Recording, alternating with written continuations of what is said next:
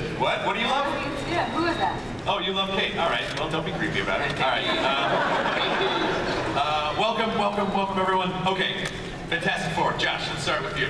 Yes, sir. So, why... Hi, everybody. Hey, this is Josh. Hello. This is Josh. He directed this movie. I have not been to Comic-Con since I was 15. Really? Yeah, I stopped coming because it became too Hollywood, so ironically I'm like... So now you're part of the problem. Yeah. Here I am. Hello, everybody. But it's good, it's nice. If it hadn't become this, then we wouldn't get, like, you know, huge budget Fantastic Four movies. Absolutely. So why was it important for you, Josh, to take on Fantastic Four? I've always loved the Fantastic Four ever since I was a kid. I honestly, I never collected the comics because, you know, on the weekend with my allowance, I either went to Blockbuster Video or I went to the comic store, and I always went to Blockbuster Video. So, my love for the characters usually came out of the Marvel encyclopedias. So I just knew the characters, and I watched the cartoons. So you know, after we made Chronicle,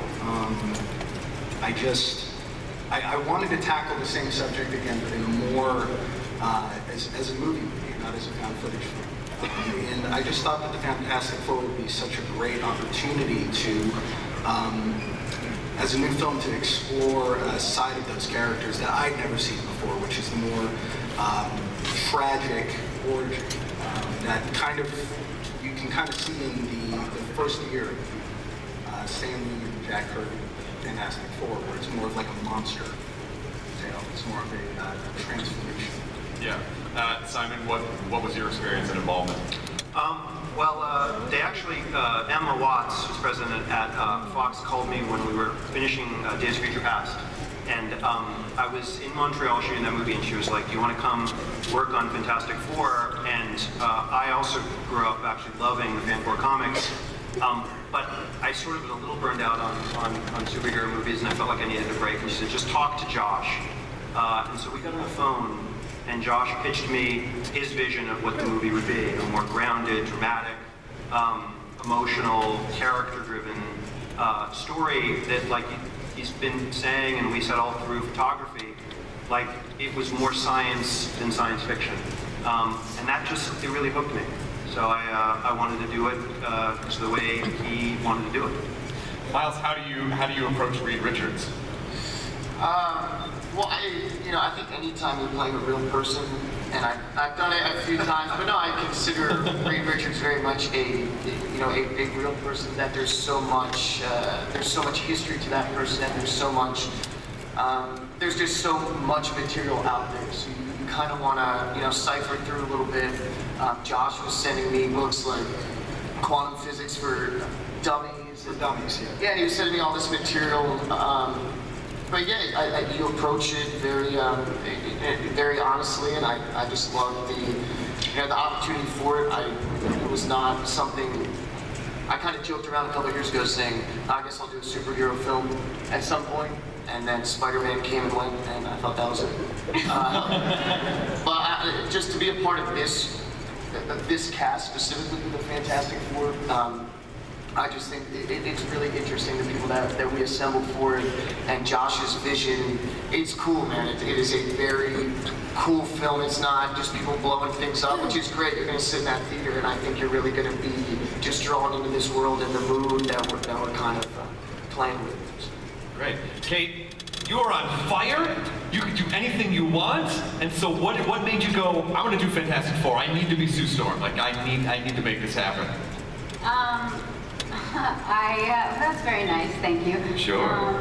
I've always wanted to be in a superhero film, and what I loved about this one specifically was the family aspect of it. I also loved, when I met with Josh for the first time, really not having known a lot about the Fantastic Four and the origins of it all. I loved his take on it, and the idea of an origins film, really grounded and raw and maybe darker than what people are used to. And so I was attracted to that, and being a part of a film that's different than I think what most people have seen. And how did you approach Sue? Can you sort of give us tonally what she's like in the film?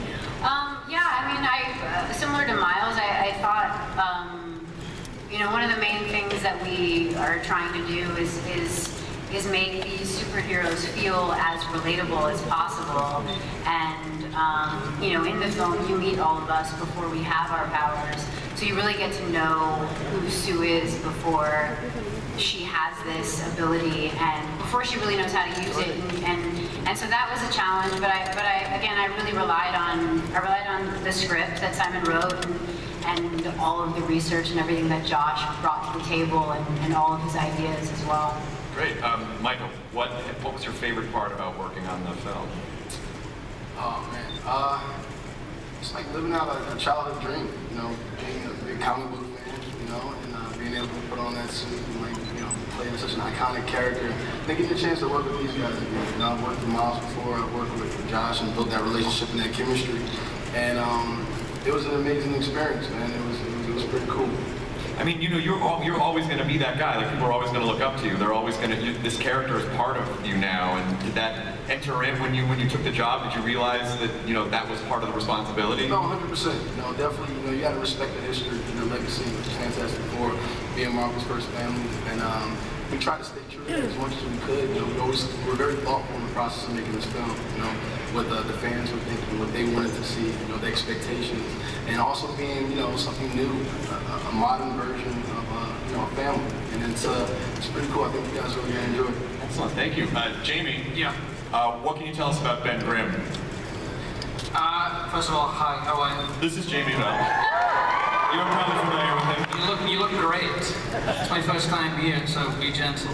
Ben, I mean, you know, in this incarnation of Ben, he's in every kid. It could be any kid in any town in America. He's a bit of an outsider in his social structure. He has one friend, in terms of the genius Reed Richards, who constantly gets him into trouble, and he always gets him out of it.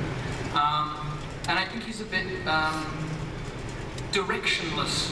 I think when we meet him, I think you're at that age when you're going to be finishing high school and you don't know what the rest of your life is going to be, and what you're going to do, you know. And then I think certain events in the film, especially the transition that we all go through, the newfound abilities that we all have, Ben very much becomes the best version of a hero, which is one that just looks out for his friends and just protects his friends. He's very much the muscle of the group, and I consider him the heart of the group as well. Excellent. And now for Toby, what is Victor like in this incarnation? I play Dr. Doom. I know you all know Dr. Doom, but he's the best villain of all time in any comic book ever. So. Okay, why? Why do you think he's the best? I think he is because we all think he is. I mean, he is. He's just led by ego. He's. Reed Richards might be a little bit better than him, possibly. So I want to destroy him. And I will, and that's a promise. So, yeah, I mean, it's just that. It's allowing your ego to run riot and be dude. What do you think makes a really good villain? Like, what do you think makes people, when you think, well, there's the protagonist and the antagonist, they're supposed to identify with protagonists, of course, you know, cheer against the antagonist, but we fall in love with villains. So, like, what is it that you think makes a really good villain? I think it's very relatable. You know, whenever you lose your temper, you look at part of you that thinks, you know, I should go and apologize. I should go and say sorry. I should do something to make reparations for what I did.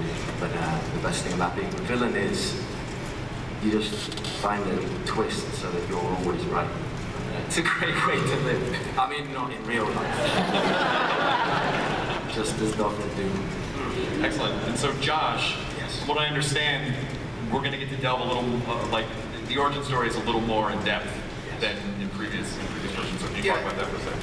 The way that I kind of thought about this is, it's an origin, but it almost works as a prequel to these characters before they become the iconic version of those characters. But for something to work as an entire movie on its own that can, you know, really be about this this group of friends that become a family, and they're torn apart and they're pushed to the brink, and how far they can be torn apart until they, come back together. Sort of a story about strength as a family.